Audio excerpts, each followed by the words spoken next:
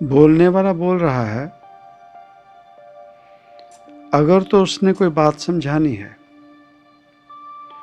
और उस समझाने में उस जीव ने अगर अपनी पूरी मेहनत लगा ली कि मैंने ये बात समझानी है,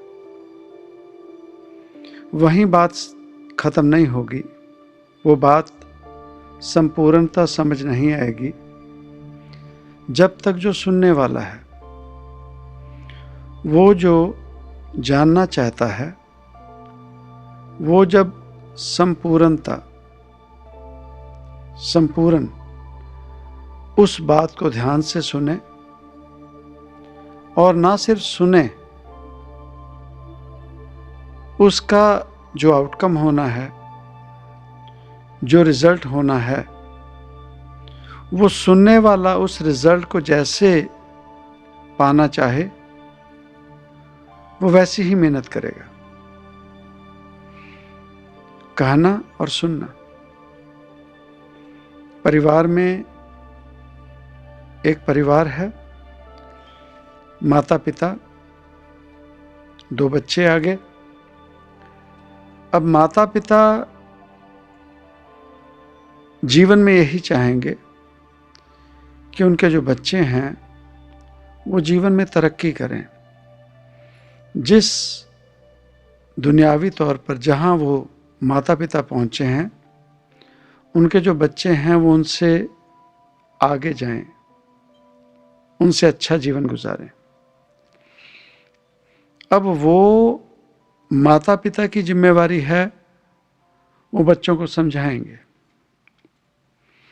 पर परिवार में अगर 2 बच्चे हैं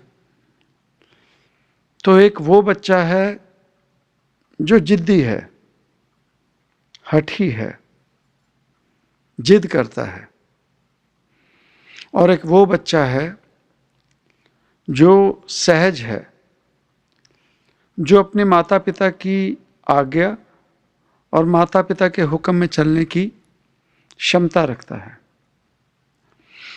अब जब दोनों बच्चों का जीवन शुरू हुआ, माता पिता की तरफ से दोनों बच्चों को वही शिक्षा दी गई। शिक्षा वही है जिसमें दोनों बच्चों की तरक्की हो। अब वो जो बच्चा जिद्दी है और वो जो बच्चा सहज है, एक समय में दोनों अपने माता पिता के समक्ष बैठे हों, और जिस वक्त माता या पिता उन बच्चों को समझा रहे हों, वो जो बच्चा जिद्दी है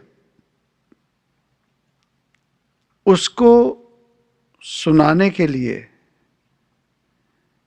पहले मनाना पड़ेगा कि बैठ, यहां आकर बात सुन। तो वो जो जिद्दी बच्चा है वो पहले ही अपने अंदाज में अपने नखरे बताएगा।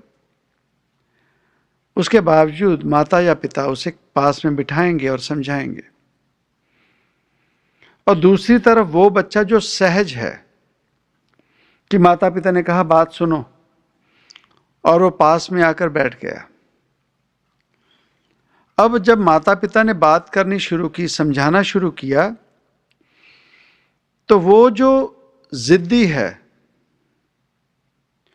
वो बात सुने, और सुनने के बाद जिद में बैठा है, जरूरी नहीं वो सारी बातें सुनेगा, और अगर सुनेगा भी तो अपने आप में अहम में है, जिद करता है। बाल अवस्था में भी अगर हो बच्चा जिद करता है तो माता पिता उसकी जिद के आगे झुकते हैं, सिर्फ इसलिए कि उस बच्चे को प्यार करते हैं, इसलिए नहीं कि वो उस बच्चे से डरते हैं या उस बच्चे से उन्हें भाव है। नहीं, वो सिर्फ और सिर्फ उस बच्चे को प्यार करते हैं, इसलिए उसकी जिद को मानते हैं। पर दूसरी तरफ वो जो बच्चा सहज है, माता पिता ने जो बात कही ध्यान से सुनी और मानने लगा। अब उन बच्चों के लिए कोई खिलौना खरीदना है माता पिता ने, या कोई सामान लाना है, तो वो अपने मन में भीतर कोई जिद नहीं करेंगे। जिस बच्चे को जो पसंद है वो बच्चे को दे देंगे। पर वो बच्चा जो जिद्दी है, चाहे उसकी मनपसंद चीज भी दे दी जाए, उसके बावजूद उस बच्चे ने घर में कलेश करना है। वो जो दूसरा बच्चा है उसकी चीज की तरफ देखना, उसे कम या उसे ज्यादा, यह हिसाब किताब वही बच्चा करेगा जो जिद्दी है, जिसके भीतर जिद है। और हर बात मनाने के लिए माता पिता को झुकना पड़े और अपना जीवन चलाएं। अब वो बच्चा जो जिद्दी है, एक समय खुद ब खुद जीवन में आ जाता है जब वो माता पिता उससे नाराज रहने लगते हैं। माता पिता अब कोई सामान लेंगे, अगर कोई सामान लेने के लिए जाएं भी तो आपस में बात करेंगे, उसके लिए सामान लेना है, जो भी ले लो उसने तो कलेश ही करना है, उसने तो नाराजगी ही बतानी है। देख लो, अब ये जो माता पिता की अवस्था आ गई जिसमें वो भीतर से खुश नहीं है, पर परिवार बच्चा है, परिवार चलाना है तो उसकी बात मानेंगे और चलते रहेंगे। पर दूसरी तरफ वो बच्चा जो सहज है, जो आज्ञाकारी है, हुक्म में है, उसके लिए कोई सामान खरीदेंगे, पिता या माँ एक दूसरे से पूछेंगे ये उसके लिए लेनी है, ये कैसी रहेगी चीज, तो माँ या पिता कहेंगे वो तो गाय है, उसे तो, वो तो भक्त है, वो तो साधु है, उसके लिए जो भी ले जाओ वो तो सर माथे लेकर ले लेता है, उसे जो भी दे दो। अब अगर जीवन में ये अवस्था समझ के देखें, वो जो जिद कर रहा है, वो जो हठी है, हठ कर रहा है, जीवन में उसे भी मिल रहा है माता पिता से, और वो जो सहज है, आज्ञाकारी है, जीवन में उसे भी मिल रहा है। पर वो जो हठ करके, वो जो जिद करके लेता है, उसे देने में जो माता पिता की भीतरी अवस्था है, जो नियत से माता पिता उस बच्चे को देते हैं, और वो जो आज्ञा में है, वो जो सहज है, उसे देने में जो नियत है माता पिता की, उस देने में फर्क होता है। अब ये फर्क माता पिता ने नहीं किया, ये फर्क माता पिता कभी नहीं करेंगे। ये फर्क करना शुरू किया उस बच्चे ने जो अपने पूर्वले कर्मों के अधीन या अपनी आदत, जो जीवन मिला उसकी आदत के अधीन वो जिद में है, हठ में है, और हठ में माता पिता से सामान लेता है। और वो जो माता पिता दे रहे हैं, उन्हें जीवन में वो समय भी आता है जब वो जो जिद्दी बच्चा है, वो अपने माता पिता के समक्ष डिमांड करता है मुझे इस चीज की जरूरत है, चाहे माता पिता का हाल हो वो चीज देने का या ना हो, उसके बावजूद अगर वो अपने माता पिता को मजबूर करे मुझे ये चीज चाहिए, ये वस्तु चाहिए, तो माता पिता जैसे तैसे करके मजबूर होके उस बच्चे की वो पूर्ति कर देंगे, उसे वो चीज वस्तु दे देंगे। और दूसरी तरफ वो जो सहज है, आज्ञा में है, वो मांगे या ना मांगे, माता पिता आभास करते रहेंगे, फील करते रहेंगे उसके पास इस चीज़ की कमी है, उसे वो चीज़ देनी है। माता पिता खुद तड़पते हैं उस बच्चे के लिए, उस बच्चे को देने के लिए। ये हुई बात दुनियावी तौर पे हम जैसे जीवों की। वो जो जिद्दी हैं या सहज हैं, आज्ञा में हैं, अपने जीवन में निगाह मार के देखें। अगर हम बचपन अपना बिता चुके हैं, गुजार चुके हैं, माता पिता की छत्र छाया में जो जीवन गुजारना होता है, अगर हम वो गुजार चुके हैं, तो अपने आप से सवाल करें, हम किस तरह के बच्चे थे? वो जो हमेशा जिद्दी रहे, जिद से अपनी बात मनवाते रहे, या वो जो आज्ञाकारी थे, आज्ञा में थे और सहज होकर अपने माता पिता से दुनियावी चीज़ों के साथ साथ वो जो कृपा, वो जो दुआ, वो भी हम लेते रहे। और वो जो जिद्दी बच्चा था, वो दुनियावी चीज़ों के साथ साथ माता पिता की बद्दुआएं लेता रहा, नाराज़गी लेता रहा। ये अपने जीवन में निगाह मार के देखें। और उसके आगे अगर हम उस अवस्था में हैं जहां हम माता पिता हो गए, तो अपने जीवन में निगाह मार के देखें, वो जो हमारी संतान है, 1, 2 या 3 जितने भी बच्चे हैं, उनमें हम देखें कौन सी जिद, कौन सी अवस्था है, वो जो सहज है, आज्ञाकारी है, या वो जो जिद में बैठा है। अब बात करते हैं उस रब के घर की। वो जो रब, परमपिता परमेश्वर, वो जो ओंकार, वो जो दातार है, उसकी कृपा से हम जैसे जीवों को जन्म मिला, हमें जन्म मिला। और उस रब ने हमारी इच्छा के मुताबिक, हमारे जो कर्मों के मुताबिक, उस जीव ने हमारी देखरेख करनी है। रोटी, कपड़ा और मकान, जो बेसिक नेसेसिटी, जरूरत है जीवन की, वो टेक केयर करता है। चाहे वो इंसानी रूप में कोई जीव है या किसी पशु परिंदे के रूप में, जल थल, उस परमपिता, उस रब ने वो जरूरतें पूरी करनी है। अब बात करते हैं उन जीवों की जो कहते हैं कि हमने रब पाना है। अब वो रब पाने के लिए 2 अवस्थाएं आ गई। एक वो है जो हठ योग में, हठ में उस रब को पाने के लिए चले, जिद से, दादागिरी से। और कुछ वो हैं जो भक्ति मार्ग से, सहज मार्ग से उस रब को पाने के लिए चले।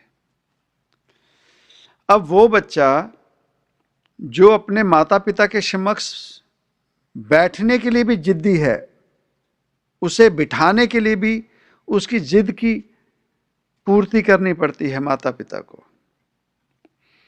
उसी ढंग से वो जो हठ योग में है, अपने रब को पाने के लिए बैठा, उससे पहले यकीन ही नहीं होगा।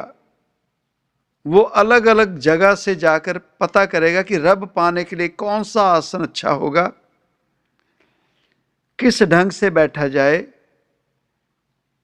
कैसा नीचे आसन हो, कैसे वस्त्र हो। अपने आप में पहले वो इतनी जानकारी करेगा, अपने हठ में आएगा। और वो जो सहज है, आज्ञाकारी है, किसी ने कह दिया कि उठो राम के कहो राम, जी जी। किसी ने कह दिया कि कलयुग केवल नाम आधारा, सिमर सिमर नर उतरस पारा, जी, सहज। अब माता पिता की आज्ञा में माता पिता ने बच्चों को कह दिया, तो वो जो जिद में बैठा था उसने वो काम करना है या नहीं वो हम जानते हैं, वो नहीं करेगा, वो काम नहीं करेगा।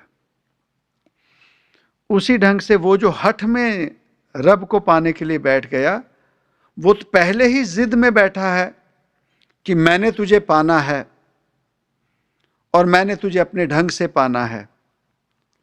उसने तो रिश्ते की शुरुआत ही जिद से की, उसने शुरुआत ही जिद से की। और वो आज्ञाकारी बच्चा जिसने माता पिता की बात सुन के जैसे कहा गया चलने लगा, तो वो जिसे सहज अवस्था की किसी ने कह दिया कि सिमरन किया कर, रब की प्राप्ति हो जाएगी, उसके बाद उसने जानने की कोशिश नहीं की, जी हुजूर सतवचन, और वो सिमरन में बैठ गया, और वो सिमरन में बैठ गया। अब वो जो हठ में बैठा उसे भीतर से चैन ही नहीं पड़ेगा, कारण भीतर शांति नहीं। वो कभी एक लात पे खड़ा होकर उस रब को पाने की पुकार करेगा, कभी वो अपने सर पर हाथ रखकर, हाथ जोड़कर, कभी अपने शरीर को मोड़कर, कभी अपने शरीर को कोई कष्ट देकर, भूखे रहकर, जितना अपने शरीर को कष्ट देकर। ये वही बात जैसे माता पिता ने बच्चे को कुछ मना कर दिया कि तुझे ये काम चीज नहीं मिलेगी, और वो बच्चा माता पिता के समक्ष अपने आप को पीटने लग जाए, अपने आप को सजा देने लग जाए, धमकियां दे मैं अपने आप को मार लूंगा, तो वो माता पिता क्या करेंगे? उसकी खुशी में थोड़ी उसके साथ मानेंगे। वो माता पिता मजबूरी में सिर्फ रिश्ता निभाने के लिए उसके समक्ष झुकेंगे और उसकी बात मान जाएंगे, जैसे रावण के समय में रब को करना पड़ा, हिरण्यकश्यप के समय रब को करना पड़ा, कंस के समय रब को करना पड़ा। और जीवन में निगाह मार के देख लें, हम तो कहते हैं वो जो राक्षस वृत्ति के थे जीव, उन्होंने ही इतने तप किए, जितने भी असुर थे उन्होंने ही हठ में जप तप किए और जिद में उस रब को अपने समक्ष खड़ा किया। और जितनों ने जिद में अपने समक्ष उस रब को खड़ा किया, रब आ तो गया, चाहे महिषासुर के समक्ष,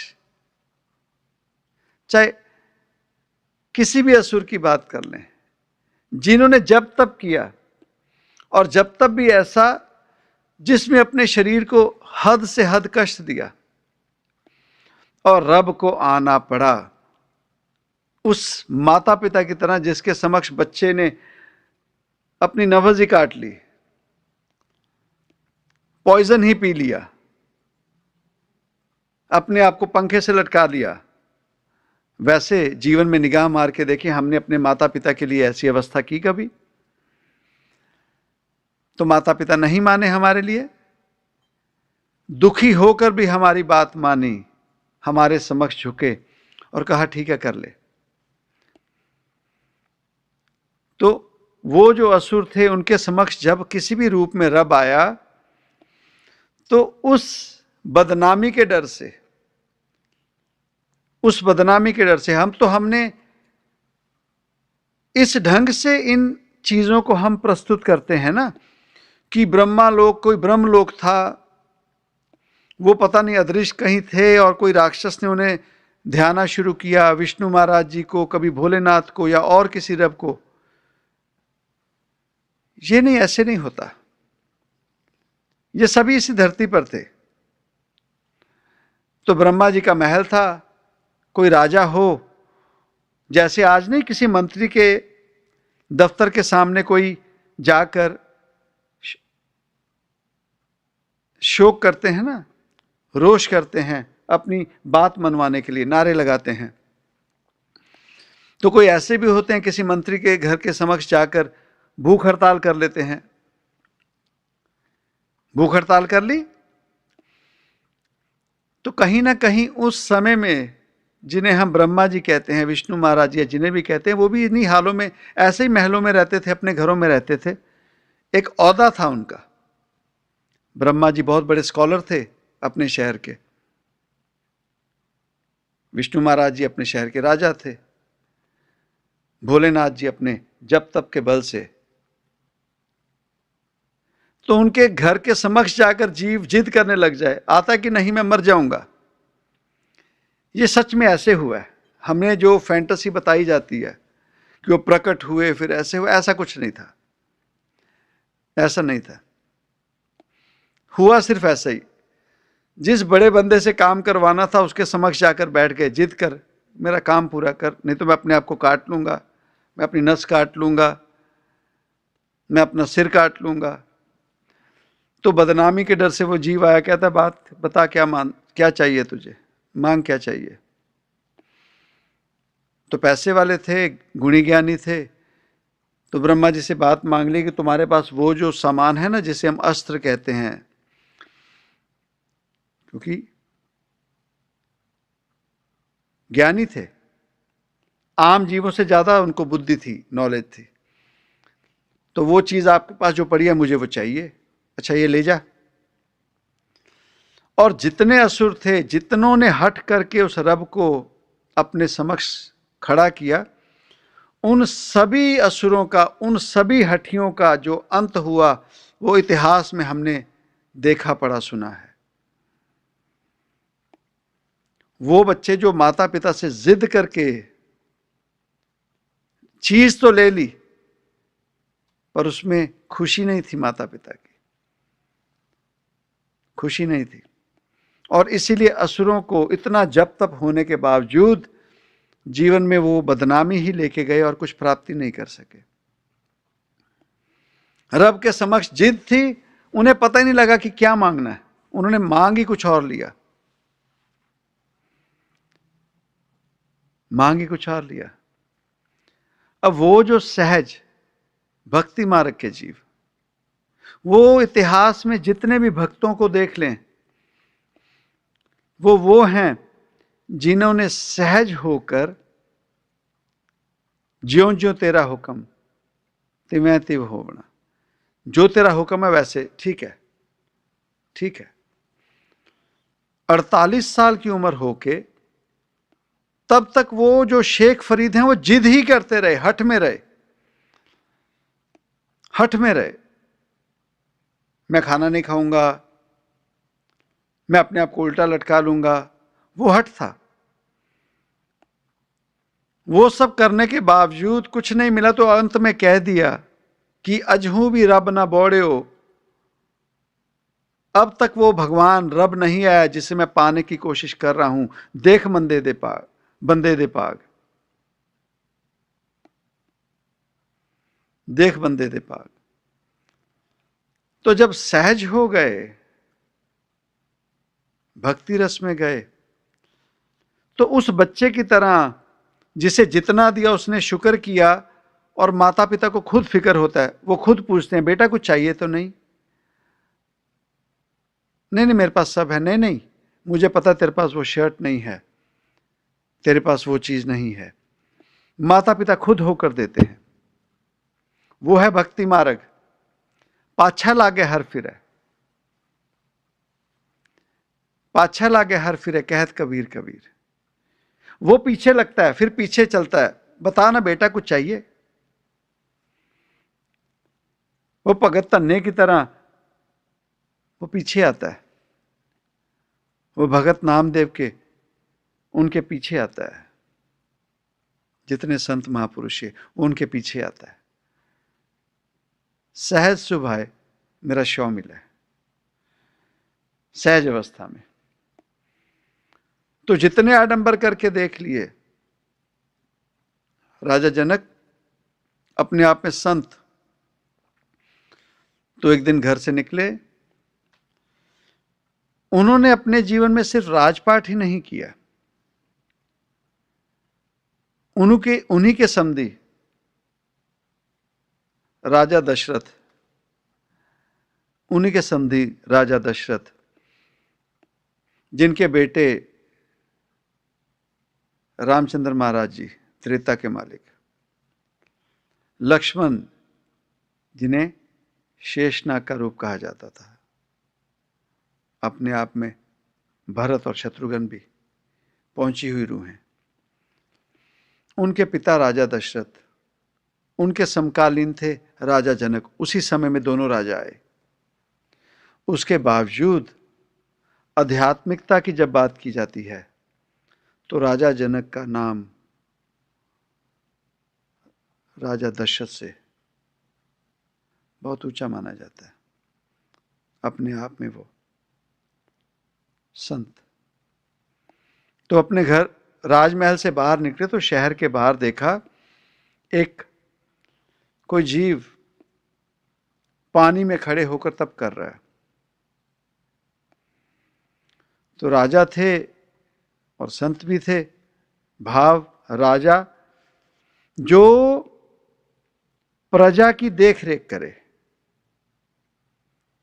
जिसे हर जीव का फिक्र हो प्रजा का, ना कि सिर्फ अपना आर परिवार का या सिर्फ अपना। और दूसरा वो संत जिसे अपनी वाहवाही की बजाय सच्चा संदेशा देने में कोई भाव ना हो, डर ना हो, सच बोलना बोलना। तो देखा वो जीव जल समाधि लेके खड़ा है, जल में खड़ा है और उस रब को याद कर रहा है। गए तो देखा नहीं गया। अब तो होता ना, किसी को कहने की कोशिश करो, वो कहता चल भाई तो अपना काम कर, तुझे क्या लेना देना। खड़े हुए उसके समक्ष बात करनी शुरू की और कहते कि मैं राजा बनकर बात नहीं कर रहा, एक आम इंसान होकर बात कर रहा हूं कि ये जो तू कर रहा है ये क्या कर रहा है। एक दिक्कत और होती है वो जीव में जिसमें हौमे है, जिद है, उनमें हौमे बहुत आ जाती है। उस जीव को अपने आप में लगता है कि मैं बहुत ज्यादा बलवान हूं, अपने आप को अलग गिनने लगता है आम जीवों से। हठ आया, हौमे आई। और हौमे दीर्घ रोग है। हौमे से बड़ा इस दुनिया में कोई रोग ही नहीं है। हौमे से, वो हौमे ही है जो झुकने नहीं देती, किसी की बात मानने नहीं देती। तो जितना जीव भक्ति मार्ग पे होगा उस जीव में उतनी ज्यादा हौमे खत्म होगी। वो और निवान की तरफ जाएगा, निम्रता की तरफ जाएगा। सिर्फ दिखावटी नहीं, जी वैसे नहीं, भीतर से। और जो हठ योग से, हठ से रब को पाने की कोशिश करेगा, उसमें और कुछ आए ना आए, हौमे जरूर आ जाएगी। हौमे जरूर आ जाएगी। कारण वो अपने आप को गिनने लगता है आम जीवों के समक्ष, मैं इतना कर रहा हूं, मेरे समक्ष कौन खड़ा हो सकता है। और वो जो भक्ति मार्ग पर जीव चला है वो कहता है कि मैं कुछ नहीं कर रहा, मुझसे वो करवा रहा है, जैसे करवा रहा है मैं करते जा रहा हूं। तो उस समय राजा जनक ने उन्हें समझाया कि ये जो जल समाधि ले रहे हो, ये जो हठ योग में जा रहे हो, इन प्रक्रियाओं से, इन तरीकों से वो रब की प्राप्ति नहीं होती। उस रब को अगर प्राप्त करना है तो जाओ गुरु धारण करो, और अगर गुरु धारण कर लोगे तो फिर शंका मत करना, उससे जाकर उसने जो कहा उस ढंग से रब की प्राप्ति पे चल पड़ना। और सच में कबीर साहब के समक्ष भी ऐसे हुआ। कोई इलाके के बहुत ज्यादा अपने आप में हठी, वो जो बाहरी जानकारी इकट्ठे करते हैं, किताबी ज्ञान जिसे कहते हैं, जैसे आज हम इंटरनेट से नहीं ज्ञान इकट्ठा करते, ये नहीं देखते कि सामने कौन ज्ञान वो जानकारी दे रहा है, उसने भी कहीं से चेपी, कहीं से सुनी, यूट्यूब पे आकर बता दिया कि अगर रात को नींद नहीं आती तो अपने बिस्तर पर ऐसे कोई धागा बांध लो, ऐसे कर लो, वैसे कर लो। हम जैसे फिर मान भी लेते हैं और करने लगते हैं।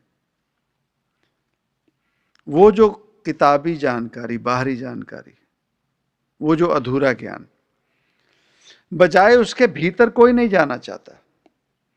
कि जीव अगर सोच ही ले कि वाकई ही रब को पाना चाहता है अगर, तो अपनी उम्र गिन ले, उम्र का हिसाब कर ले। अगर वो 30 साल का हो गया, 40 का, 50 का, 60 का, 70 का, जितनी भी उम्र हो गई, अगर तो वो जीवन भर जो कर रहा है उसके करने से अगर भगवान की भीतर प्राप्ति नहीं हो रही, भीतर अगर भक्ति भावना नहीं आ रही, भीतर अगर हौमे खत्म नहीं हो रही, भीतर के रोग अगर खत्म नहीं हो रहे, तो उस जीव को सोच लेना चाहिए कि या वो जिस जगह पर जा रहा है वहां कुछ गलती है, गलत संदेशा दिया गया, या अपने भीतर निगाह मारकर देखे कि मुझे अपने जीवन में कुछ ना कुछ बदलाव लाना पड़ेगा। जीवन भर हठ योग से रब की प्राप्ति करने की कोशिश की, हौमे भी बढ़ती गई, मन के विकार भी बढ़ गए, और रब की प्राप्ति फिर भी नहीं हुई। तो उस जीव को भीतर से अपने आप से बात करनी चाहिए, अपने अवगुणों को समझना चाहिए और अपने भीतर बदलाव करने की कोशिश करनी चाहिए। और बदलाव में सहज होना शुरू करे। सहज भाव वो जो अकड़ान नहीं रखता। जैसे पेड़ पौधे देखते हैं, जब तेज हवा चलती है तो वो जो पेड़ की टहनी, वो जो पेड़ सहज होकर जैसे जिस तरह हवा चलती है उसी ढंग से वो झूमने लगते हैं, वो है सहज। ज्यों राख त्यों रहिए, ज्यों राख त्यों रहिए। तो वो जो हठ में आ जाते हैं, चाहे वो पेड़ है या वो टहनी है, वो जो उस हवा के विरुद्ध खड़ी होती है तो होता कुछ नहीं, उसे टूटना पड़ता है, वो टूट जाती है, चाहे वो पेड़ हो या टहनी हो। तो जीवन में निगाह मारकर देखें कि हमारे भीतर वो राक्षस, वो असुर वृत्ति है जिसमें हम जिद से हर काम करवाना चाहते हैं रब से, उस रब को प्राप्त करना भी हम जिद से चाहते हैं, या सहज हो गए, अच्छा आज सुमरन नहीं हो सका, ठीक है दाता आपकी मर्जी, अरे आज 1 घंटे की जगह 1.25 घंटा सिमरन करवा लिया, आज 2 घंटे सिमरन करवा लिए, दाता शुक्र तेरा। उसमें वो जीव बाहर जीवों से घृणा नहीं करेगा, वो बाहर जीव दुनिया को बताने की कोशिश नहीं करेगा, पर वो जो हठ में है, मैं आज ये करूंगा, मैंने आज ये किया, मैं ऐसे कर रहा हूं, उस जीव ने दुनिया में जरूर बताने की कोशिश करनी है कि मैं ये कर रहा हूं।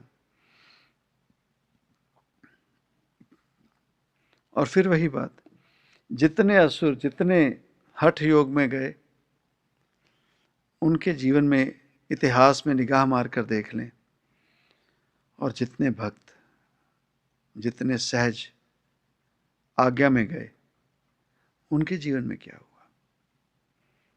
प्राप्ति भगवान की है, प्राप्ति सच्चाई की है।